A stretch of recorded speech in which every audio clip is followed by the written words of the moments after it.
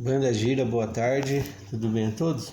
Estava aqui navegando pela plataforma e percebendo uma coisa, né? Vendo muitos pais de santos, tatas de quimbanda, dirigentes de umbanda, falando com muita propriedade da entidade Exu, né? Cada um com a sua verdade, dentro da vertente, dentro da crença que cada um tem. E aí ficou uma pergunta, né? Exu e Pombogira, quem são? Quem são essas entidades? Como essas entidades chegaram até a Umbanda, até a Quimbanda e em outras tradições religiosas? Da onde vieram Exu e Pombogira? E eu nem falo no contexto individual, que é você que já é médium, conhecer o seu Exu e sua Pombogira, saber de onde ele veio, qual que é a história dele em vida, porque a história depois de morto, a gente sabe através da falange e tudo, mas a história individual desse falangeiro que te acompanha, que te assiste, você sabe aonde ele viveu, como ele desencarnou, foi até lá para comprovar. Não é nem nesse contexto que eu estou falando, eu estou falando num contexto geral de Exu e Pombogira. Da onde surgiu o Exu e Pombogira? Porque na época da cabula, a cabula vamos dizer que seria a avó da Umbanda e a mãe da macumba carioca.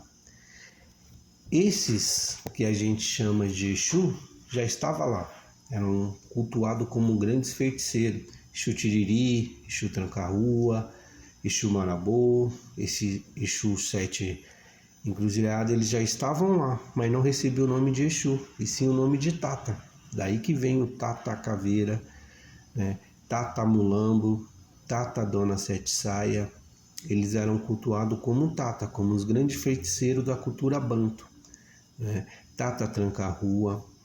Só depois do ano de 1835, depois da revolta dos Malê, que o povo iorubá chega no Rio de Janeiro.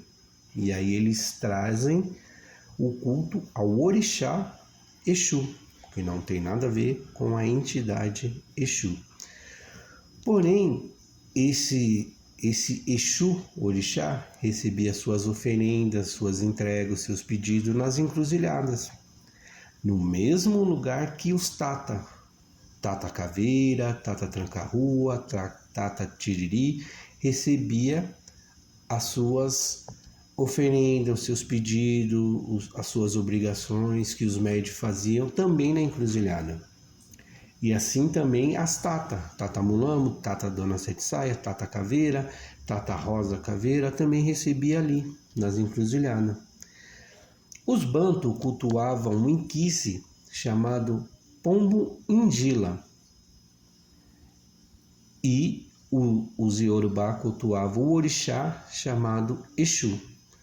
Quando os orixás chegam no Rio de Janeiro, nessa troca de informações de cultura, eles começam a aprender, o povo banto começa a aprender sobre o orixá Exu e acompanha os escravos Iorubá até essas encruzilhadas para fazer a oferenda.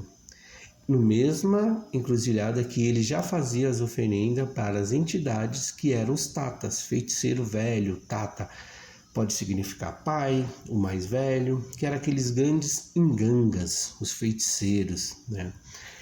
E daí, com essa troca de informações, os tata vira Exu, entidade, e as tatas vira Pombo Ingila, que com o tempo se tornam simplesmente Pombogira, né?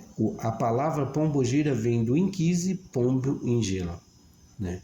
Mas daí, da onde surge então o Exu de Umbanda, Exu da Quimbanda, com o povo europeu e tudo isso, né? Essa macumba carioca que nasce da cabula, elas não seguem a moralidade cristã, elas não acompanham a moralidade cristã. Por quê? Porque são continentes totalmente diferentes, são mundos diferentes. O cristianismo não faz parte da cultura banto, da cultura africana naquela época. Então, quando a gente fala de sexualidade, pecado, céu, inferno, demônio, isso não faz parte da cultura africana, e sim da cultura cristã, né? Então, o que acontece com a macumba carioca? Aquelas pessoas, aqueles médios que não seguiram a moralidade cristã, daí nasce a quimbanda. Aqueles médios, aqueles negros que seguiram a moralidade cristã, desses negros nasce a Umbanda, que é essa Umbanda que a gente conhece até agora, até nos dias de hoje. A grande diferença é essa, é a gente saber da onde veio, da onde surgiu, não é? E o porquê disso. Então, esses Exu, Tranca-Rua, Tiriri, Marabô, Sete Encruzilhada, Camisa Preta, eles eram os grandes tatas dentro da cabula e dentro da macumba carioca, que depois, com o tempo, se tornaram nossos grandes Exu, nossos ancestrais. Mas você já parou para perguntar para o Exu que te acompanha, para a pombogeira que te acompanha, quem ele foi em vida, o que ele é? Se ele teve um ensinamento cristão, ele pode ter tido um cristão, mas hoje em dia ele atua na quimbanda. Qual que é a diferença dele na quimbanda e na umbanda? Porque na umbanda ele se comporta de um jeito e na quimbanda ele se comporta de outro. Quem ele realmente é? Você é aquele que crê que Exu é guardião, que Exu não dorme nunca, que Exu sempre está te vigiando 24 horas por dia, né? Você tem esse romantismo com Exu, e não estou dizendo aqui que seja certo ou errado, ou você enxerga o Exu como um ancestral, mas ancestral sanguíneo, um ancestral da terra, né? Eu acho que todos os médios deveriam ter essa preocupação, né? É um Exu catiço, mas quem é esse Exu? Quem é esse nome? Porque o nome é só um nome. Tranca-Rua das Almas, seu Sete Tiriri, seu Sete Porteira, seu Tatá Caveira. É um nome que essa entidade apresenta para poder trabalhar. Mas qual que é o verdadeiro nome dele? Qual que é a verdadeira história dele? De onde ele veio? O que ele fez em vida? Porque em morte a gente conhece as histórias contadas pelos mais velhos, aprendendo sobre a falange, mas ele é um falangeiro que pertence a uma falange. E por ele ser um falangeiro, ele é único, ele tem uma história própria. Ele teve uma vida, ele teve sofrimentos, alegrias, tristeza, felicidade, ele teve uma religião, ele acreditava em algo. Você já parou para perguntar? Ou só sendo Exu, tá bom?